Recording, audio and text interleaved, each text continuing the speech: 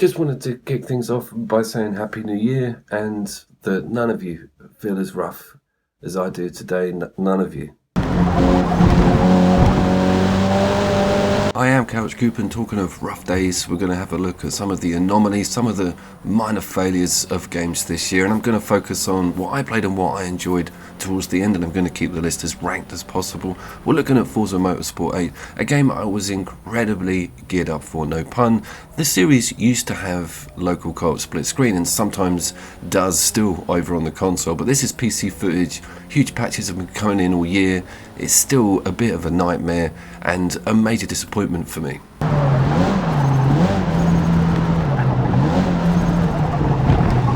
I have also very recently been playing the Ascended new Ark survival game. It's important to mention that it is a standalone, brand new, spiritual technical sequel. However, almost everything is identical in this new island, and the placement, none of it's really rocking my world, and the performance is doing my nuts in on the PlayStation 5. If I was running this over on my PC, I'd be straight into the settings and moving things around because it just can't seem to cope with what's being produced on screen. Hopefully that one will improve.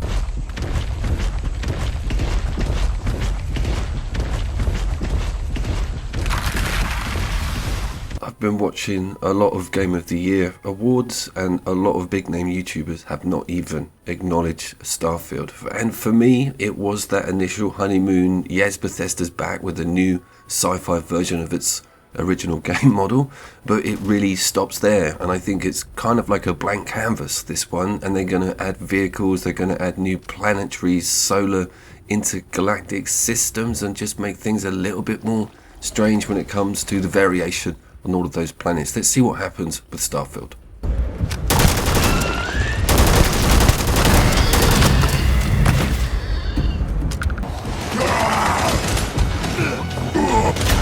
Beware! Mutant! Technically not out this year, but did have its console release, and it took 16 months, and I got to enjoy it with my friends online in co-op. Yes, this is Darktide, and it was a real warm surprise to have it mid-year and be able to integrate my Game Pass edition with people who own the consoles.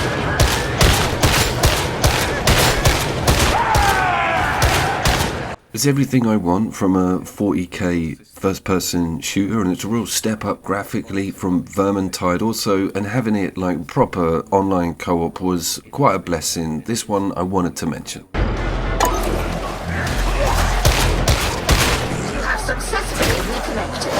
Now maintain connection. So just lastly, on the patch thing, we will get to some actual games that came out in 2023 in a second. Cyberpunk 2077 saw its biggest change since the game's inception, and it was essentially a working police force with in-vehicle combat and external. There was all kinds of changes with the gigs and the setups with the way the perks and leveling system worked. The whole thing had a big facelift. I feel it's worth a mention. It's actually an amazing AAA open world Cyberpunk game now.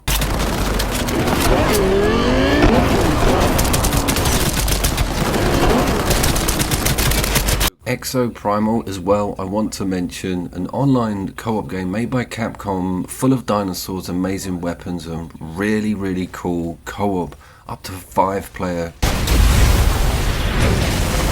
This one is kind of a Game Pass thing because I don't feel it's worth its full price off the shelf, but having this on a subscription service, having a bunch of mates who have also got it to sort of dip into, it was a very fun experience for 2023.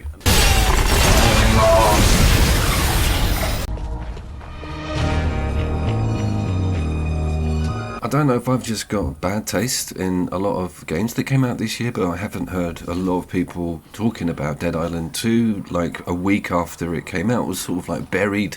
Everyone moved on really quickly. I was such a fan of the original games, and this was not a bad homage to all of that. It wasn't the most deepest game of the year, and it was basically a zombie apocalypse slaughterhouse, but that was what I wanted, and it delivered on that. It ran at some goddamn high specs, almost a proper 10th gen game, this.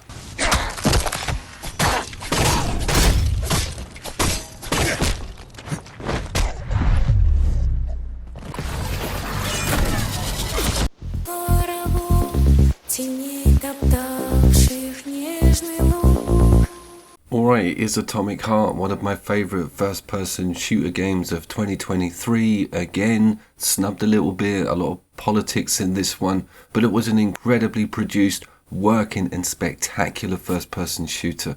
Really respect Atomic Heart.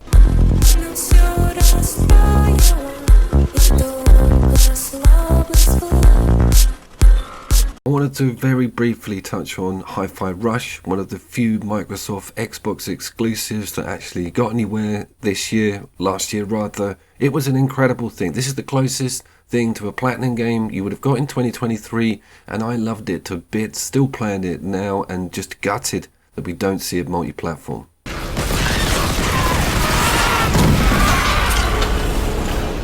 It's time for the first of our remakes in the form of Dead Space. This game looks incredible on just about all of the systems, not too much meddled around with structurally on the game model, and I played the original alongside this one. I did some comparison material. Also one of the best looking sci-fi games available at the moment, and overtakes Alien Isolation for me on just sheer terror, suspense, great lighting and gore. What an incredible game for 2023.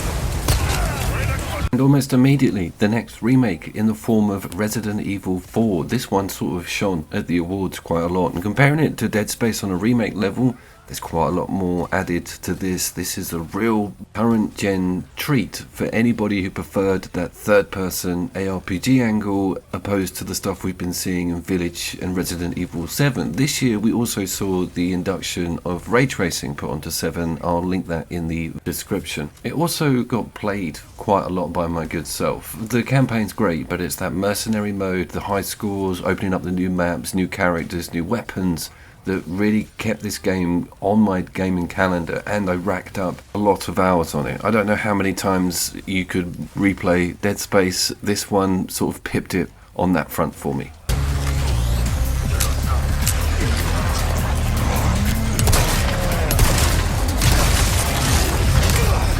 Okay, we're at number 2, The Lies of P swinging in. Didn't make it to number 1. Any fan of the channel would probably predicted that this was going to be very close to the top. It is the best Soulslike of 2023, but something's missing, and I will explain in the next game. I do want to mention that there were a few video games I didn't get to play this year. Last year I got to everything I wanted to, but I'm going to put some honoraries in because there are 2 titles that I know would probably be coming up in these top 3.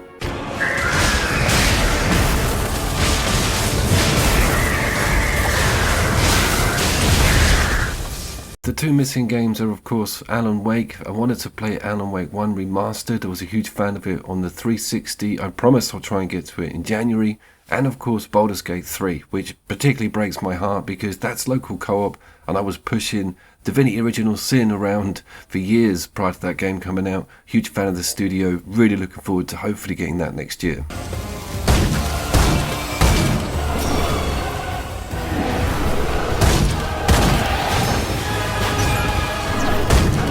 Remnant from the Ashes 2 is my favourite game of 2023. The PlayStation 5 version is kind of impeccable, a little bit of dodginess over on PC. Hopefully they'll get that worked out. Why did it beat Lies of P? That's a brand new IP. This is a sequel. This has got roguelike and Souls-like elements. That's a very distinctive combination. The roguelike area comes in the reroll system of the dungeon differences and bosses. One of the cornerstones of roguelikes is that the layout and the whole map, even the dungeons, would change on each run, and that is certainly installed here and pulled off incredibly. The 2 playthroughs that I've got going on console and PC, vastly different bosses and levels. It's such a discovery. Every hour with this game is an eye-opener. Talking of eyes, mine have gone completely bloodshot. I will see you down there, and Happy New Year again, guys.